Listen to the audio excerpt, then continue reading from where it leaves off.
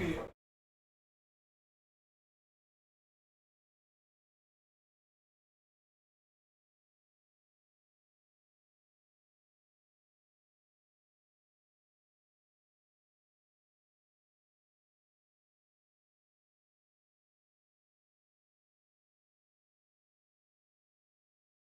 Final one.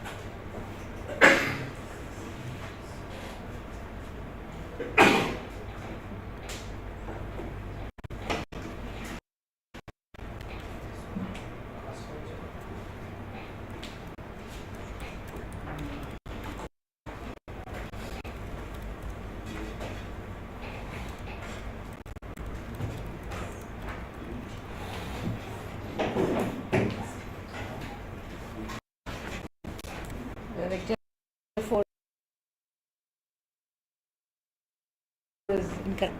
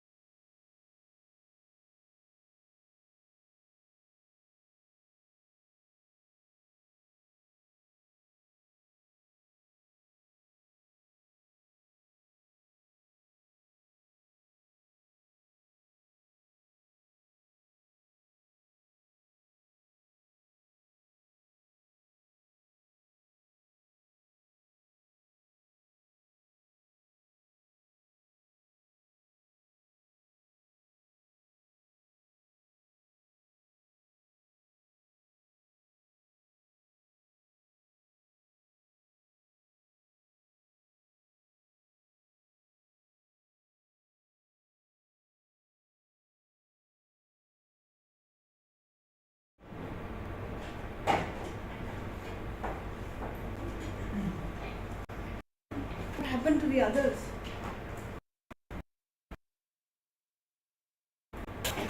10 o'clock is not the it's not late enough. I think it's just what happened is their loss. Whereas other people want to do Yeah. Slowly. Okay. So I think in last 3 years an idea of how we quantify morphology and also how we for inference.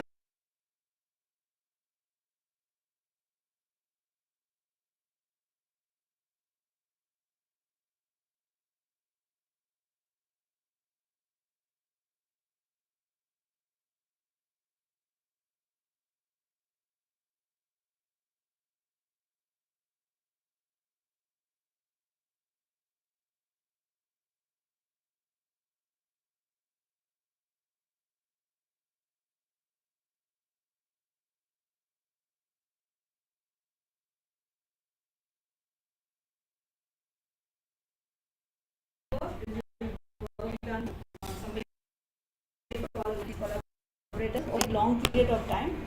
So I will give you a flavor of how that is done.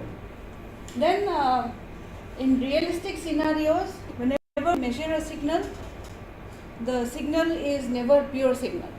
We always have signal plus at least noise or maybe contamination by other signals, other secondary signals. So what we get is actually some composite random field, which is some addition of many fields. So is there a way to analytically handle the morphology when we have such cases? This is what I will talk about. Okay, so let's start with the three-dimension case. So in three-dimension case, we'll have 3D flat, in this case all flat 3D, and we have fields which are defined. That means at every point on three-dimensional space there is a value, so random. Then when we do, for the field we do excursion set, want to construct excursion set, so you can already imagine excursion sets will be structures which are occupying a volume in space. And we'll have, this is an example of with different levels what structures you get for a typical random variable defined in 3D in a small region of space. So again here this is at very high positive threshold. You'll have just a few peaks. Okay. Then they will start growing as you increase the threshold field value, and then it becomes complicated. So you can see this part has connected, so this is like a deformed torus, and so on. Then you can see there are two torus here, and so on. So then it becomes just one single structure. But inside this figure does not, what this figure does not tell you is that within the structure you can also have tunnels passing through. Okay? So it is like maybe a potato with a worm which has eaten some hole inside, and that hole can be like one single void, empty spherical shell inside, or it can be a tunnel, or it can be many tunnels. So all this multiplicity of different shapes and configurations become possible. So 3D is actually much more interesting because it has a very rich topology behavior. So again, to characterize and quantify the morphology of these structures, we can use the Minkowski functions and Betti numbers. So Betti numbers I will not talk about, that's much more advanced topic. But you can imagine that there will be three kinds of Betti numbers. One will be the holes which are inside the connected regions. Second is connected region and the tunnels. So these kinds of different kinds of structures are possible. Okay, so let us quickly summarize the Minkowski tensor 3 dimensions. Why are we taking kinds of separately? Because they are distinct. Their morphology is distinct. I can think of patterns and you have many holes. I think so. So when you a hole value there, because it was easy to show, the plane was just a field value. Plane was defined by a height of the field value.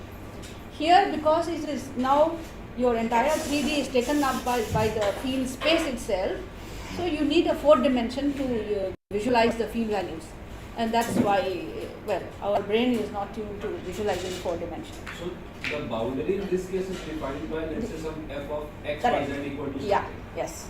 So these boundaries are defined. These are iso-field boundary surfaces. All right. So now let us define the Minkowski tensors in 3 dimensions, and we will, out of these, the scalar Minkowski functions are a part like we have seen in the 2D case. So this is the definition. So this is a typical structure. You have, imagine this is 3D, okay, there is a volume. So you have normal vector defined at each point on the surface, and you have a position vector for every point. So this you can define in the same way as we did before, but now you have 0, the lower subscript is 0 all the way up to 2. Oh, sorry, it should be 3. I'll correct that. So 0, 1, 2, 3, and Mn are the tensorial indices like before. 0 to 2, we'll consider 0 to 2. Okay, now what is the difference here? So the lowest one is volume, clearly. So instead of area in 2 dimensions, we have now volume as the starting Minkowski tensor. Then the next one is, the other 3 are now going to be surface area integrals, so boundary. Because the excursion set for me now is a volume, and we have a boundary as the surface area. So these integrals are going to be over surface area. Now there are two concepts, new concepts here, G2 and G3. So in the 2D case, we had geodesic curvature, the curves on the 2D plane, and what is the rate at which tangents are turning. Here we have G2, which is the mean curvature, and G3 is the Gaussian curvature. So let me explain what is G2. So if you have some surface here, you can draw at any point. Okay, you can draw a line like this. You can draw a line like this, perpendicular to each other, and you can ask what is the geodesic curvature of these lines. Now you keep varying those lines, and you find the lines which is maximum curvature and minimum geodesic curvature, and you take those, and you take the average of those two. Okay, that is the mean curvature. Is that clear? Yeah. So there are two lines. Yeah. So as we rotate them, Yeah. each of them will vary. Each of them will vary. The curvature of both the lines will vary. Yes. So exactly how do you? So you out of all these lines at any point there are many curves passing through. You don't have to keep them perpendicular to each other. So you choose the one which has maximum curvature and the one which has minimum curvature. Okay. Any two, they don't have to be perpendicular to each other. So minimum and the maximum, and you average the two. That is the mean curvature. So it will have dimension of 1 by length. Just like the kappa, maybe I didn't mention earlier, kappa we talked about in 2D has dimension of 1 by length.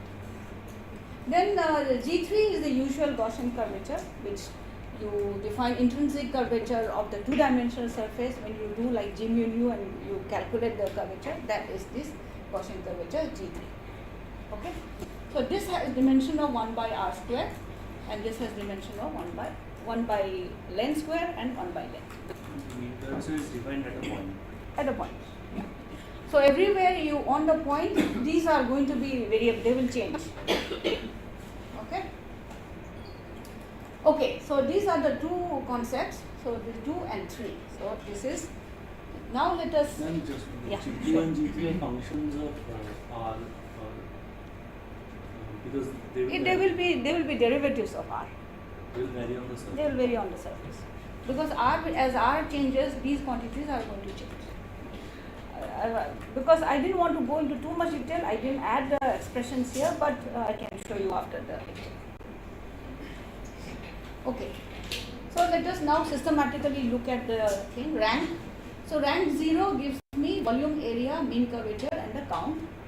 Just like the 2D Euler characteristic was rated as curvature integral, here also you can have the Gaussian curvature integral gives you 4 pi.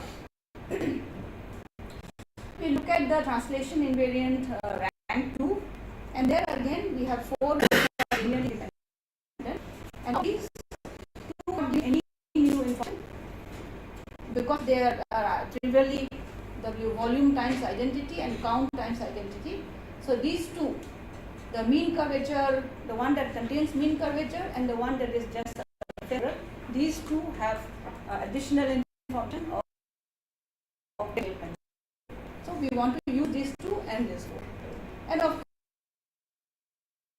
course reduce to this area, and trace of this will reduce to the mean curvature.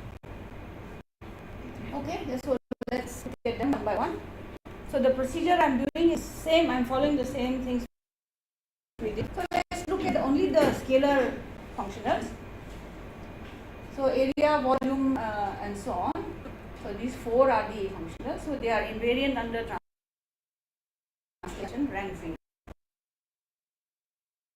Then you can ask, from this quantities can I define some dimensionless properties which can capture the shape of the structures, and that was done by Varun Sani. So this is the extra part of the shape finder, the filamentarity that I explained in 2D. So here, so what they did is first take ratios of the volume by surface area by mean curvature, and then just define one which is just the mean curvature. These are all length dimensions. The combine them in certain ways, and you can define two quantities which are called shape finders. So basically these are telling you, depending on the shape, how much volume is compacted within your cell. So this is that kind of a measure. So they define this, and they quantify. So I'm not going to go into examples and all, okay, I'm just giving you the idea. So they have calculated for different shapes. So here V is W0 for consistency I use W, but they called it as V as W0, S as surface, and C as mean curvature. So they worked out these values, and so this is there in the scalar Minkowski functions. Now this does not give directionality or alignment information. I'm sorry I started, so I cannot go back. Okay, so now you can ask what to find the shape information with the two Minkowski functionals I showed, which contains shape information. Same thing as in 2 dimension. You can calculate them. Again, these are very easily calculable, and you can find the eigenvalues. So given one structure, the boundary, I calculate the eigenvalues. So there are 2 Minkowski tensors, so now there are 3 and 3 eigenvalues, and from these you can define shape parameters by taking ratios of 2 each. So my notation is beta 1 is lambda 1 by lambda 3, and these are ordered as lambda 1 less than lambda 2 less than lambda 3, and beta 2 is 2 by 3. So you can see if it is like oblate or if it is triaxial, what these values are going to be. Then the superscript 2 is for this second one, superscript 1 is for the inverse. So we have 4 shape quantifiers. You compare that with the shape finders, which are 2. So this has considerably lot more information regarding the shape. Then you can do the same thing we did for alignment. For alignment, so if you have many structures, now again you will do tensor sum of each of them, and then find the eigenvalues, and let's call them capital lambda and capital omegas. Then you can define your alpha, the alignment parameters in a similar way, identical. So we have these alignment and shape quantifiers now.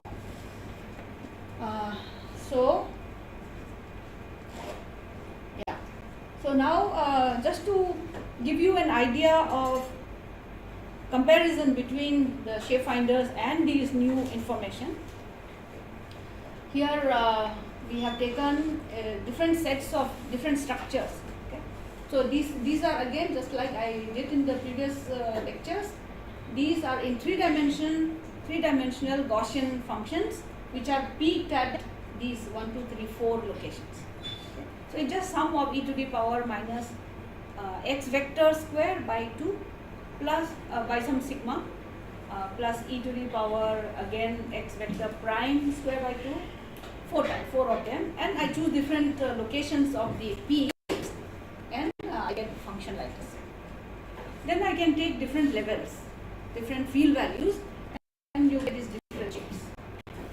So this I get very high peak location. So this is telling you they are getting shrinking towards a peak location, which are at the centers. So we took these different examples because clearly you can see by eye that they are all different. So this is linear, elongated in this way. This is more circular, but maybe there is some flatness also. This one is oblate, but there is in one direction there is symmetry. On one plane there is symmetry, and it is oblate, squashed on this. And as you go to different thresholds, you will see the shape changing. This becomes a torus from a solid object. So these are nice examples to compute the shape parameters and just to compare. Okay, here is the comparison. This will be very confusing. I am not going to go into detail of this, but this is just to give you. So this is example 1, example 2, example 3, and you can see. So I'm sorry, the symbols are very light. So the shape finders are this red color, two different dots. And beta individual shape, this is just for one structure. Beta, yeah, the beta properties are here.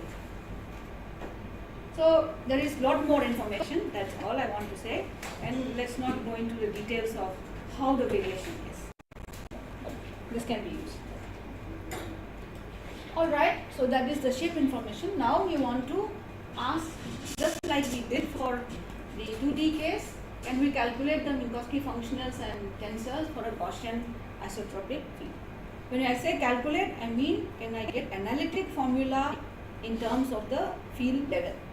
Okay, simple closed form, nice expressions. And the answer is yes.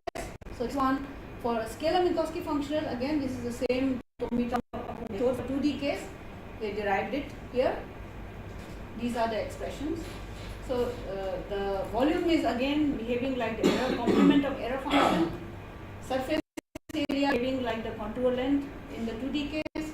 And this one, W2, is behaving like the Euler characteristic in 2D. And in 3D, for the W3, which is the actual count here, the shape is 1 minus mu square, the Gaussian. So this is there. Then this is calculated by me. So Stephen, my collaborator, we calculated this. So for the tensors, again, we calculated for Gaussian isotropic field, and we find it is identical identity matrix. All right. Okay. So that complete introduction to three-dimensional Minkowski tensors. So in terms of application, these have been very widely to study, at least the Minkowski functionals. Historically, they have been applied to understand large-scale structure for years now. I think the first appeared in 1986. Richard Gott and so on studied it. And cosmological parameter estimation, just like we did for EOR in the last lecture. So this has been applied. And but the tensorial part, we are developing it, and we are now applying to redshift space distortions and so on to understand those things. But this is work in progress. Okay, so now I switch the topic a little bit to, we have seen Gaussian analytic formula. If you have, can we have a handle, analytic handle over non-Gaussian fields? That is the question. So, so mildly non-Gaussian field. Mildly means if the field, when you plot this probability distribution function, maybe it deviates very little from a Gaussian shape. Okay? So that is the meaning of mild, which means that if you ask about the standard deviation of the field, the standard deviation of the Gaussian part and the extra bit, the standard deviation is, the difference in the standard deviation is very small. So you can use the standard deviation as a small parameter and carry out an expansion of the Minkowski functional formula as the Gaussian part plus order by order in sigma standard deviation. Okay, sigma 0 order, sigma 0 square order, and so on. So this is again going to be without any derivations. So I'm only going to show you the formula. I will explain what the formula is. But okay. So what is the new thing here? Okay. So when we had Gaussian field, we dealt with 2-point correlation function only, and we said that is sufficient to know the field fully. When you have mildly non-Gaussian, you will have skewness, right? Skewness can be non-zero, kurtosis can be non-zero. So these symbols S and K are the skewness and kurtosis. But usually when you study random variable, you would have encountered only one skewness, right? Skewness, there's only one. Random variable Q, that's your skewness. And for kurtosis, random variable to the power 4, that is your ensemble expectation of that is your kurtosis. Now you can ask, why do we have many more parameters here? And that is because these are, so let's call them generalized skewness and kurtosis. And you can see, let's look at the skewness first.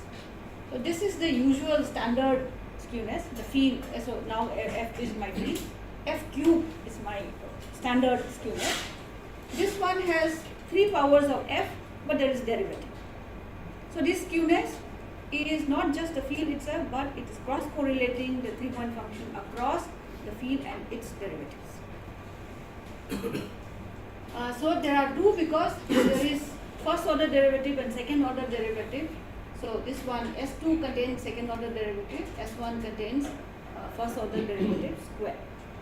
So you can ask, why are these only 3? You can say, so basically out of the field, first derivative and second derivative, you can ask, in how many ways can I have rotationally invariant combinations of skewness?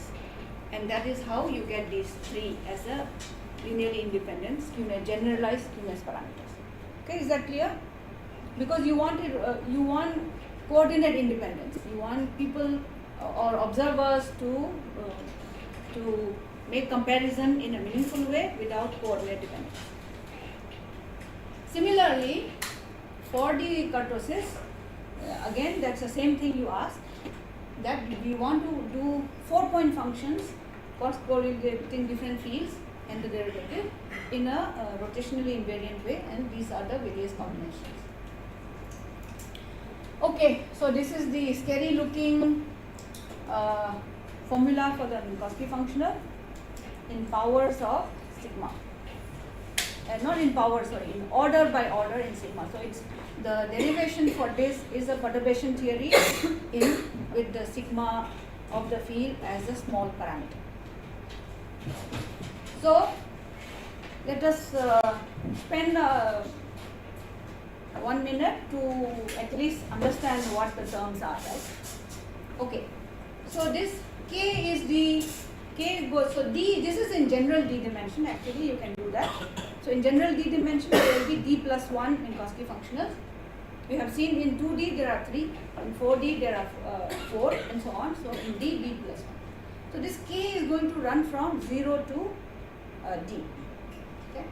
And this is the symbol for D. So there is an amplitude here, then there is a Gaussian function, and this is the Hermite polynomial, which is the $0. Okay, $0. So depending on K, the Hermite polynomial shape will change.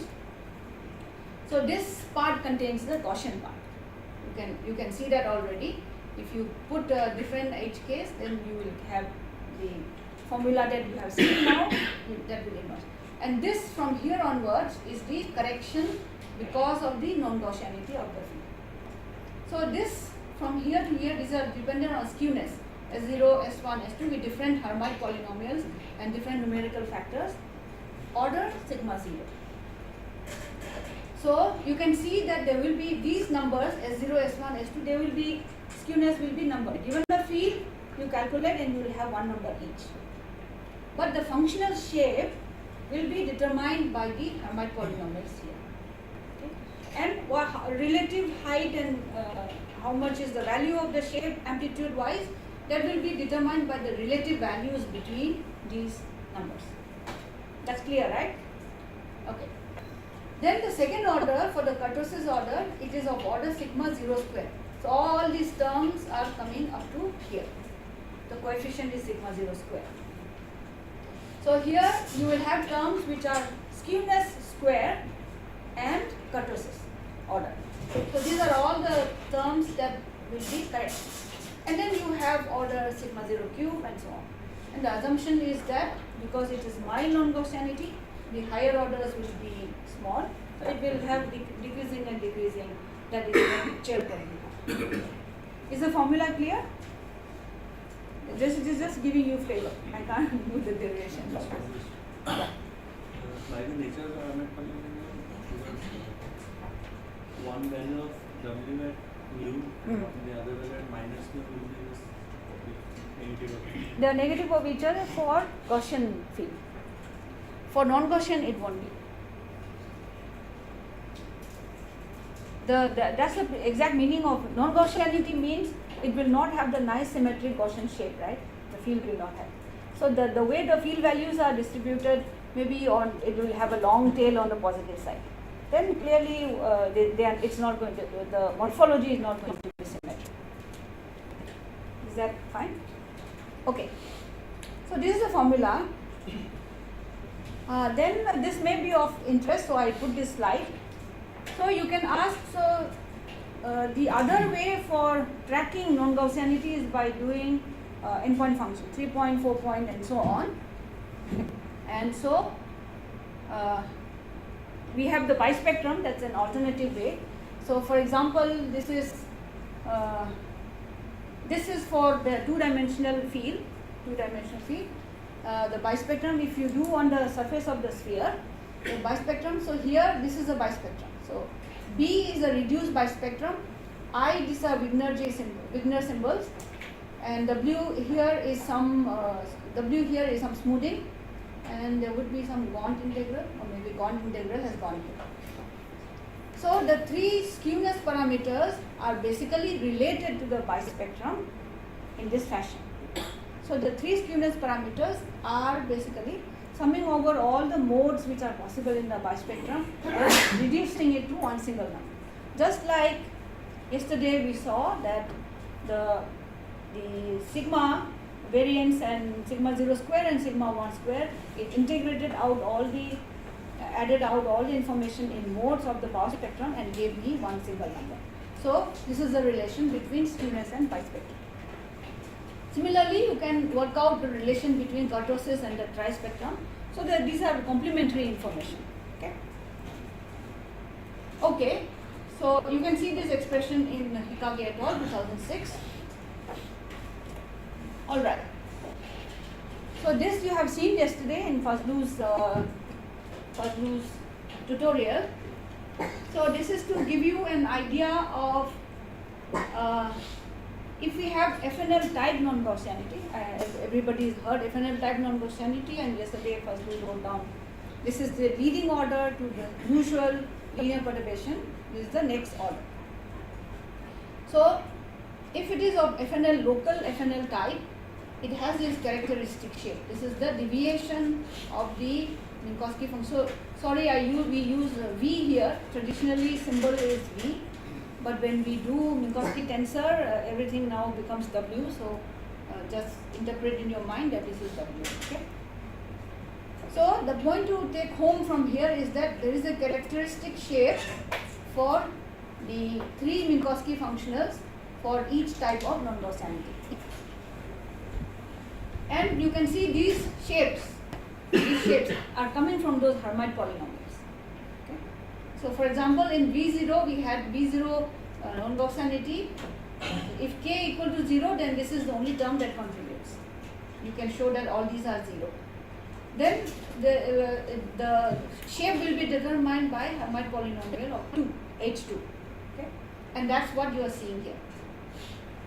Similarly, for this one, S1, the next Hermite, it will be a linear combination of two Hermite polynomials, and so you have a slight different shape.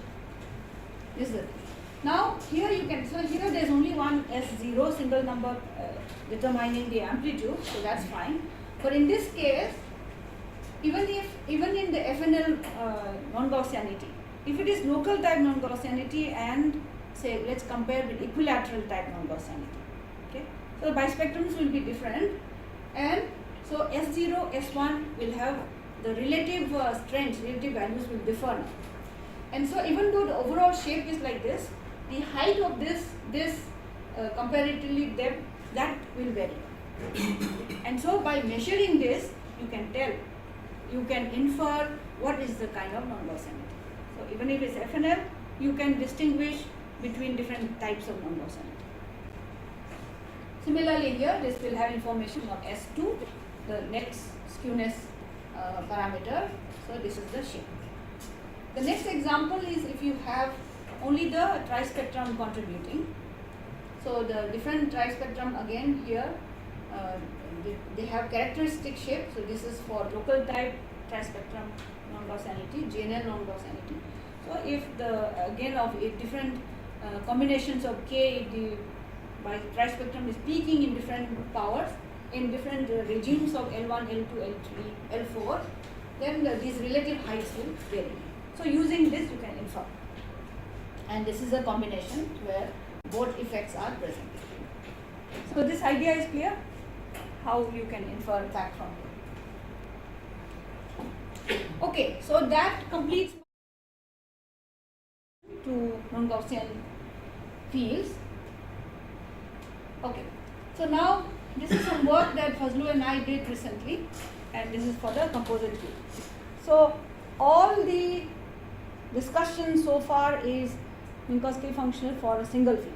So in practice, in practical situations, we always have contamination by noise or other residual signals, residual foreground. So for example, in the epoch of 21 centimeter, you always have lots of foreground, right? So if you do that, if my interest is in the morphology of the signal, but is it possible to analytically have a handle on how the contaminating signal will modify the morphology of this? Okay. That is the question that we asked, and we found that yes, it can be done in a neat way. Okay, so let's consider a field F. This is the observed F, which is U is the actual true signal and V is the secondary field. Then the physically important properties that we compare between the two fields is basically the standard deviation of the two fields U and V. Okay. So this is a signal, this is the inverse of the signal to noise. So if it is signal will be, U is my signal and V is the secondary field. Let's say, for simplicity, let's say it's noise. Then this is the inverse. So we usually compare that. But here for the morphology, that's not enough. Okay? You also have to compare the typical size of structures. This is important because noise typically fluctuates a lot, right? They have many more structures, and then that parameter is also very important. But if you have which is nice and some noises on top of it, and you are let's say conscious.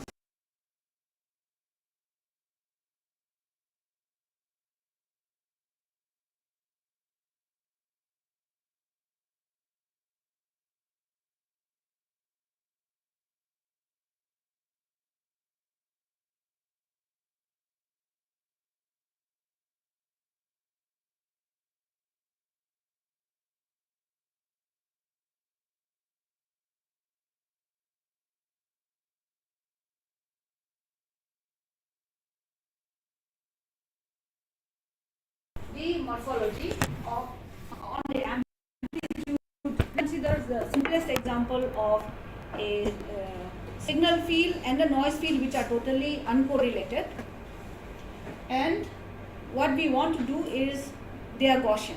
This is the first case.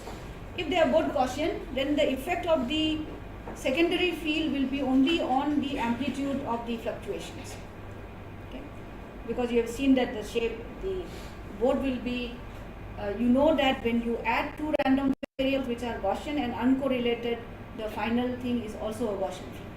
So the effect will be only in the amplitude. And amplitude is RC, which is sigma 0 by sigma f. So what we want to compare is, this is the composite field amplitude and the amplitude of the signal field. And when we work that out, this can be done very easily by hand. You find that there is this factor which is the biasing factor because of the presence of the secondary field. So if you plot this, depending on the range of values allowed, you can plot it as a function. You will find that this can be very high or low.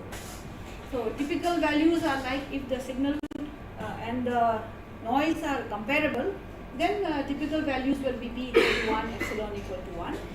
And if one is dominating, then the values are different. So there is this function now captures that information and you can quantify. So this we worked out for a simulated CMB and some noise field. And for this example that we took, the epsilon and p values were such that amplitudes are increased. So V1 is W1, V2 is W2, and the noise, the amplitude for noise is purple. So clearly here there are many more.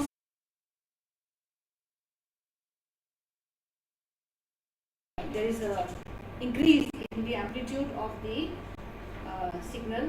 The component is higher, and the dashed line and the dashed line here is the analytic formula. By if we know epsilon and p, we can also predict analytically, and so between simulation and prediction, this tells that the formula is correct. Similarly for the other case. Okay. Yes. It depends on the level of noise, right? Depends on the level of noise. So the level of noise will be quantified by epsilon and p. So this is what I was explaining. Epsilon is the standard deviation of the ratio of the standard deviation of the noise and the signal. So it will be more noise Huh. in the analytical problem here. It matches. We have Yeah. checked. Yes, yes, The we have analytical checked. problem also contains the noise. Yes. So that Yeah. This is the analytic formula. The effect of the noise is this term. So this is, we are quantifying analytic. So here, because we are doing analytic work, we are assuming that we know the noise properties. Then with that input, then you can say, you can quantify that this is. So when you measure something from signal, let's say I do an experiment and I measure this, and you are finding some value, and if you have that value, you don't know whether it is truly the signal's morphology or it is coming affected by other things. Then if you have some understanding of your instrument's noise characteristic, then you can estimate. That is the idea. You can already know and correct for that to say, okay, if I correct this, then this is my true signal morphology. So here the assumption is both Gaussian, of course. So now the next interesting example is where, let's say the CMB is non-Gaussian, okay, like FNL type non-Gaussianity is present, and there is some Gaussian noise which has been added. So when you use morphology and you want to infer FNL value from the data, if the noise is present and you do not correctly account for it, you will infer a wrong value of FNL. So this study is to estimate, can we have understanding of what is the bias caused by the presence of noise. So again, this is a toy example, simple. So we have taken the noise to be Gaussian. And then for FNL, I have shown you in the previous slides that what is important are the skewness terms, skewness parameters. And so we calculate the effect on the skewness terms. So again here, this is the skewness of the composite field, which let's say we measure in the observed data, and this is a true signal, and this is the effect of the bias. So the signal, the noise is biasing the all three skewness parameters in different ways. These factors are not exactly the same. So it's not something in the non-Gaussian formula you can pull out together from all the terms. Okay, they change the relative power. So the shape of the non-Gaussian deviations will be changed. Okay, so these are the formula that we derived, and now these are the delta V0 we have seen before, and you can see how the effect is. So the first one is the area fraction, the change. So here, because the noise we have taken is Gaussian and signal is non-Gaussian, presence of the Gaussian field will Gaussianize the field. The composite field will be Gaussianized at the field level. Okay, this you can work it out analytically. So it's there in our paper, and you can estimate how much is the Gaussianization. That means V0 should drop, and that is what we are seeing here. So red is, this is the composite field. The red is the for the signal field. So the true signal, the non-Gaussianity has dropped. And this again depends on what values of epsilon we take, of course. And so it Gaussianizes the field. Whereas for the other two, this one will always be Gaussianized. This number is always less, regardless of what epsilon and b is, S1 skewness parameter is always decrease. Whereas this one, here you can see the function, bias function is a little bit more complicated. It can increase also. Okay. So in this example, you can see that the red is a signal, and you can see higher level of number sanity being observed here, and that is because of the effect. So this was a bit of a surprise to me. I thought if you have a Gaussian, everything will be suppressed, everything will be Gaussian, right? But that is not true. That is because of the derivative, second derivative is in a different way compared to the Gaussian field, compared to the field itself. So this is the effect. So I think this is my last slide. So of course now the next interesting example is foreground residual in the CMB, right? So if you have CMB and foreground residual, with the residual foreground you assume some property and you can ask what is the impact.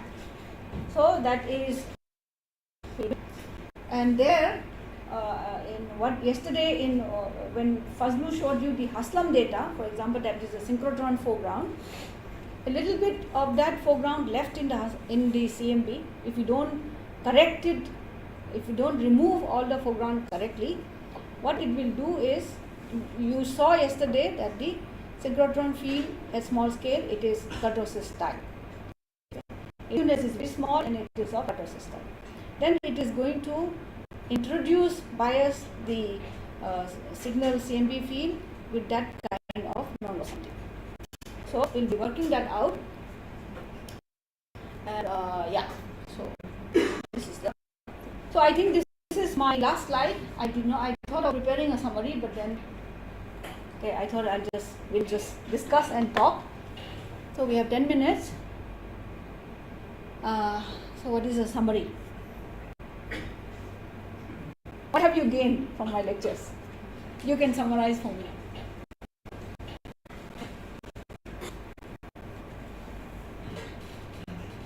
So I have systematically walked you through how we do cosmological inference from cosmological data, which are we have to model them as a random field. And maybe a little bit of history would be nice. Okay. So the fact that one has to use random fields, so I think at least in my limited study of the old papers, the earliest papers where people try to look at how the galaxies are distributed. So there is a paper by Hubble in 1931 or 33. There were some papers before that, but limited. People have been measuring different galaxies. Even at the time of Hubble's expansion paper, he had how many galaxies? A few galaxies, not too many, maybe 100. I don't remember the number. So then slowly over the next decade and so on, they started observing galaxies in different sky directions. Then they would see that, oh, some of them are clustered, some of them are not clustered.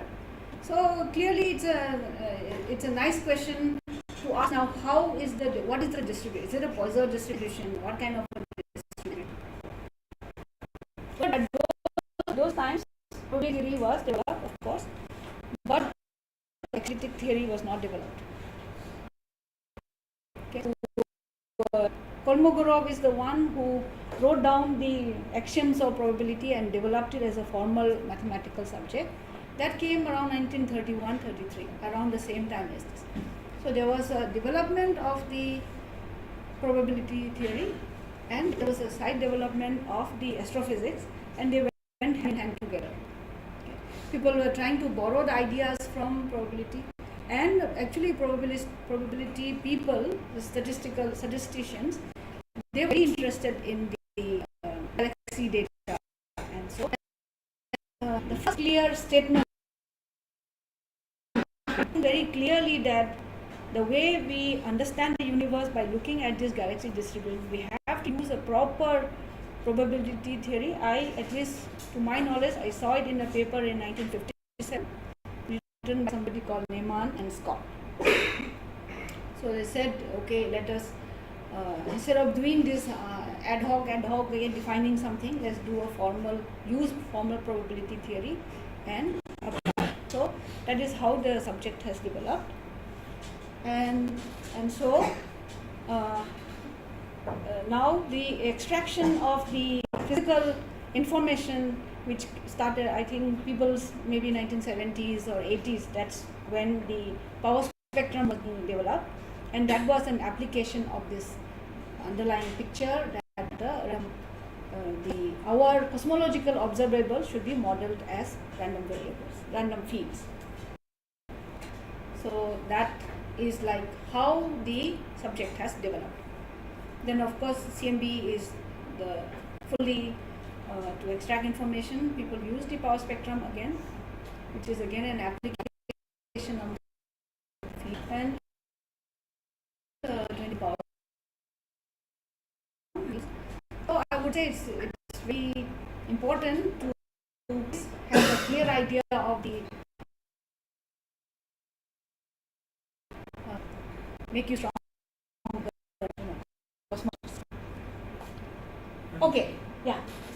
Here, why is the you're adding non-Gaussian is on top of the Gaussian? No, the signal is non-Gaussian, noise is Gaussian in this example. So, but then after adding that Gaussian's Noise, yes. The functions are symmetric. The shape is same, yes. That's because of the Gaussian. No. So I explained to you that in this formula, the shape, the non-Gaussian deviation shape is coming from these Hermite polynomials here. So the example I showed you is will have terms up to here, right? Because that is FNL type non-Gaussianity. So you'll have up to skewness. These are 0. So let's look at this. So if V0, if you look at V0, W0 here, and you expand it out, you will find that these two terms are absent. They go to 0. So this is the non-Gaussian deviation. And this is the shape that you are plotting there. And it depends only on skewness S0. And S0 by formula here, it depends only on the field thing. Okay? So by looking at the field, so it's a combination of a Gaussian, non-Gaussian field and a Gaussian. Again, like when you add them up, you can find out what is the probability distribution of this sum. You can work it out by hand, by pen and paper. So we have done that in the paper, just for the field. So this will be basically Hermite polynomial 2, H2. So the shape is coming from here. That is for W0. Okay. So this shape is basically Hermite polynomial 2. Now let's look at this. Okay. This is more complicated. So let's look at the formula again. In this, up to here, S0 and S1 will contribute. Now, this is so it's now a linear combination of k equal to 1, and this is 1 plus 2, which is 3. Two different linear combination of two different Hermite polynomials. Now S1 is. Now the effect of the noise has changed this. It has, and that's why there is in the or the two different fields have a difference. But the overall number of zeros of the function is determined by this Hermite polynomial and this Hermite polynomial. That's what you are seeing here. Sorry, not this. Yeah, that's what you are seeing here. Okay, so the little bit has changed. The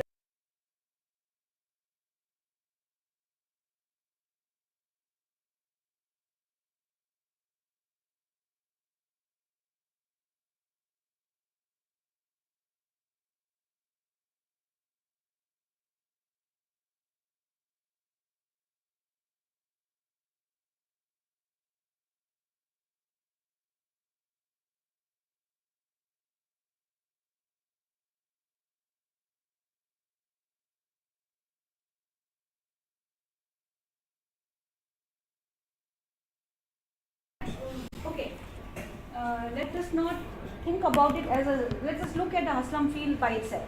Okay. So that was also a surprise to us when we calculated it. We did not expect it. Okay. So when we looked at the Haslam data, the full, when what Fazlu showed yesterday, okay, we are not interested in the galactic region, let's throw it out. But the remaining parts, if I look at the statistics, it is strongly non-Gaussian. Okay, it has all these modes: large scale fluctuation, small scale, small scale, small scale. So now when we more and look at the small scale fluctuation, we were surprised to find that it is kurtosis. It is not skewness. So we don't have a physical explanation. Proton radiation. Okay. Proton is proportional to the where in that in the expressions when you work out the physics, the radiation physics that is there, it has a d square. I think it comes from that, but we have not fully worked it out yet. So it was a surprise for us. We were expecting skewness will be high and then kurtosis will be low, but we found skewness is almost zero and kurtosis is high. So usually you have symmetry in your equations because kurtosis, skewness is a 3-point function, and if there is some parity violation, then it is 0. Then it is 0. So some symmetry related to the radiation physics equations, and you remove the large scale fluctuations and you go down to small scale fluctuations, then it seems to be a universal property that scale fluctuations will be kurtosis like. Alright, if there are no more questions, let us wrap up here, and all the best for your future. It was nice interacting.